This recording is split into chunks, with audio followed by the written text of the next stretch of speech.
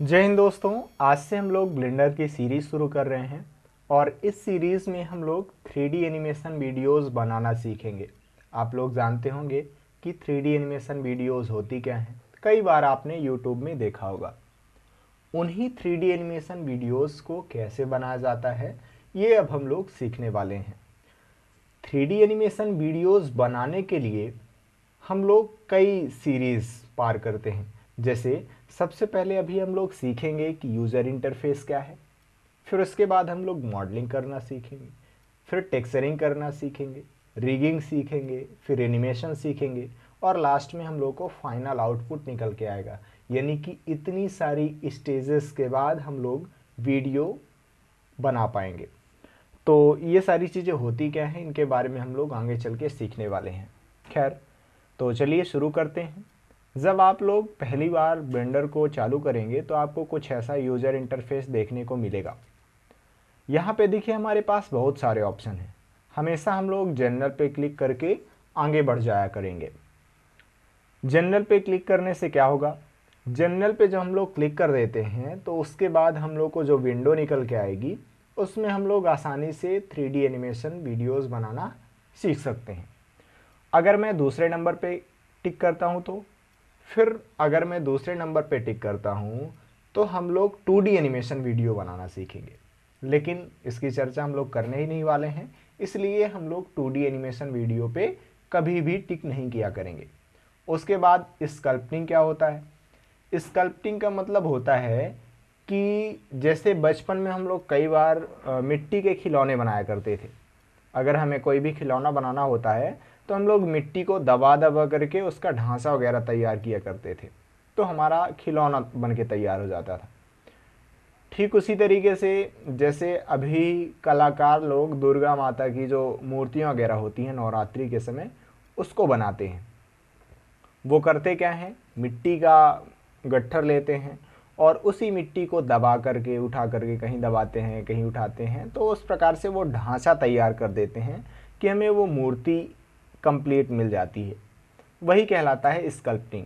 जब आप स्कल्पटिंग सीखेंगे तो यहाँ पे आपको पता चलेगा कि अगर आप किसी भी व्यक्ति का चेहरा बनाना चाह रहे हैं तो उसी मिट्टी टाइप का उठा उठा करके या फिर कहीं पे दबा करके आप उस व्यक्ति का चेहरा बना सकते हैं। फिर है VFX। VFX क्या होता है? VFX होता है कि जैसे मान लीजिए कि कोई वीडियो है, वीडियो में हमने कोई भी चीज़ दिखा दी जो कि उस वीडियो में पहले नहीं थी। जैसे हमने ये दिखा दिया कि वहाँ पे शेर है, शेर चल रहा है, या फिर वहाँ पे कोई भी चीज़ है जैसे सांप है वहाँ पे हमने दिखा दिया, या फिर पीछे साइड हमने दिखा दिया कि झरना वगैरह बह रहा है। तो ये सब कुछ VFX का कमाल होता है, ये भी हम लोग नहीं सीखेंगे। फिर लास्ट में होता है ये वीडियो एडिटिंग। यानी कि जब आप लोग 3D एनिमेशन वीडियो बना लेंगे उसके बाद आपको वीडियो एडिटिंग सिखाऊंगा मैं कि वीडियो एडिटिंग कैसे करते हैं। ब्लेंडर में भी हम लोग ठीक उसी प्रकार की वीडियो एडिटिंग कर सकते हैं जैसे बाकी सॉफ्टवेयर में होती है। फिर यहाँ पे हमारे पास ओपन का ऑप्शन है। ओपन के ऑप्शन का क्लिक करके हम लोग ये देख सकते हैं कि जो भी हमने पहले ब्लेंडर में काम किया होगा, कोई भी फाइल हमने बनाई होगी तो उसको हम लोग इंपोर्ट करके यहाँ पे वही से काम चालू कर सकते हैं, जैसे इसका इस्तेमाल हम लोग आगे चल के करने वाले हैं। फिर ये रिकवर लास्ट सेशन। जैसे मान लीजिए कि आप ब्लेंडर पर काम कर रहे थे और ब्लेंडर अचानक से क्रैश हो गया, तो जितना पॉसिबल हो सकता है रिकवर के लिए तो वो यहाँ से रिकवर हो सकता है कि लास्ट सेशन अगर मुझे रिकवर करना है तो मैं यहाँ से जाके रिकवर कर सकता हूँ। फिर ये रिसेंट फाइल है। रिसेंट फाइल का मतलब ये होता है कि जो आपने ब्लेंडर पे काम करा होगा और आपने वो फाइल सेव कर ली होगी तो वो सारे के सारे फाइल यहाँ से आप खोल सकते हैं। जैसे अभी मैं मोटर पे काम कर रहा था कि मोटर कैसे काम करती है, तो इसलिए यहाँ पे मोटर ब्लेंड के नाम से यहाँ पे दिखा रहा है फाइल। मैं कोई भी फाइल यहाँ से क्लिक करके ओपन कर सकता हूँ। खैर, फिलहाल सबसे पहले हम लोग जनरल पे क्लिक करेंगे और हमेशा आपको जनरल पे क्लिक करके ही आगे बढ़ना है। फिर धीरे धीरे आप ऑलरेडी सीख चुके होंगे ब्लेंडर, तो आपको बताने की ज़रूरत नहीं पड़ेगी, आप ऑलरेडी जान जाएंगे कि आपको कौन से ऑप्शन पे क्लिक करना है। खैर, हम लोग जनरल पे क्लिक कर देते हैं। ये जब हम लोग जनरल पे क्लिक कर देंगे तो आपको कुछ ऐसा यूज़र इंटरफेस देखने को मिलेगा।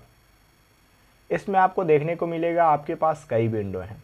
ये एक विंडो है, ये दूसरी कोई विंडो है, ये कोई तीसरी विंडो है, और कुछ विंडो तो नीचे दबी हुई है। जैसे अगर मैं यहाँ से इसको उठा के दिखाऊं, ये हमने लेफ़्ट क्लिक करके इसको यहाँ से उठा दिया, तो ये हमारे पास एक कोई चौथी विंडो है। सारे के सारे जो विंडो खुले हुए हैं इनके सब के अपने अपने नाम होते हैं। जैसे ये है 3D व्यू पोर्ट, ये है अपना आउटलाइनर पैनल, ये है अपना प्रॉपर्टीज़ पैनल, और ये है टाइमलाइन। हम चाहे तो इनका नाम भी देख सकते हैं।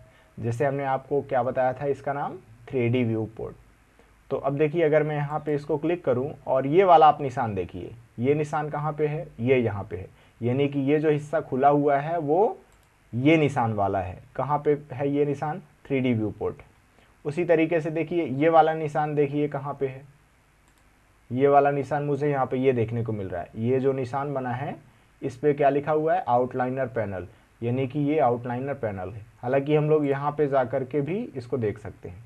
ये प्रॉपर्टीज़ पैनल का है। आप देखिए ये वाला निशान कहाँ पे है, ये वाला निशान कहाँ पे, ये वहीं पे जस्ट नीचे ही है। तो ये प्रॉपर्टीज़ लिखा हुआ है, मतलब ये प्रॉपर्टीज़ पैनल है। अब ये पैनल क्या होते हैं, कैसे काम करते हैं, ये सब कुछ हम लोग अगली क्लास से सीखने वाले हैं। अभी हम लोग बेसिक लेवल की चीज़ें सीखेंगे, फिर उसके बाद धीरे धीरे हम लोग एडवांस लेवल तक की 3D एनिमेशन वीडियोस बनाना सीखने वाले हैं। ये जो 3D एनिमेशन वीडियो बनाने की जर्नी होती है, इसमें पहले हो सकता है आपको शुरुआती तौर पर काफ़ी ज़्यादा दिक्कत जाए, लेकिन आपको हार नहीं माननी है। धीरे धीरे आपको 3D एनिमेशन वीडियोस बनाना आने लगेगा। सबसे पहले हम लोग जब 3D एनिमेशन वीडियो बनाएंगे तो सबसे पहले हम लोगों को सीखना है यूज़र इंटरफेस के बारे में। तो पहला हमारा मॉड्यूल रहेगा यूज़र इंटरफेस का। इसमें हम लोग शॉर्टकट कीज़ सीखेंगे कि कौन कौन सी शॉर्टकट कीज़ होती हैं और उनका इस्तेमाल कैसे करना है। फिर हम लोग अगले मॉड्यूल से मॉडलिंग करना सीखेंगे। जैसे मान लीजिए कि हम दिखा रहे हैं अपने 3D एनिमेशन वीडियो में कि मोबाइल के अंदर कौन कौन सी चीज़ें होती हैं और मोबाइल काम कैसे करता है। तो सबसे पहले तो हमें मोबाइल डिज़ाइन करना पड़ेगा, यानी कि हम लोग मॉडलिंग करेंगे, मोबाइल बनाएंगे। उसके बाद हम लोग अगले मॉड्यूल में, मॉड्यूल 3 में हम लोग टेक्सचरिंग करेंगे। टेक्सचरिंग का मतलब होता है कि उसमें रंग पोतना, यानी उसकी पुताई वगैरह कर देना, कलर जहाँ पे जो लगाने हैं वो लगा देना। फिर उसके बाद हम लोग सीखेंगे रिगिंग। अगले मॉड्यूल में रिगिंग की चर्चा करेंगे। फिर उसके अगले मॉड्यूल में हम लोग एनिमेशन सीखेंगे। फिर लास्ट मॉड्यूल में हम लोग रेंडरिंग करेंगे। ये रेंडरिंग का मतलब होता है कि हमारी फाइनल वीडियो बन गई है, अब उसको बाहर निकाल लेंगे। तो कई मॉड्यूल होने वाले हैं इस सीरीज़ के। आपको लाइन बाय लाइन सारे सीरीज़ के जो मॉड्यूल हैं और जो सारी की सारी वीडियोज़ हैं इनको फॉलो करना है। धीरे धीरे आपको, जब आप पूरा का पूरा कोर्स फॉलो कर लेंगे तो लास्ट में आपको एक बेहतर 3D एनिमेशन वीडियो बनाना आने लगेगा। तो फिर चलिए नेक्स्ट क्लास से हम लोग 3D एनिमेशन वीडियो की जर्नी शुरू करते हैं। मिलते हैं नेक्स्ट क्लास में। जय हिंद।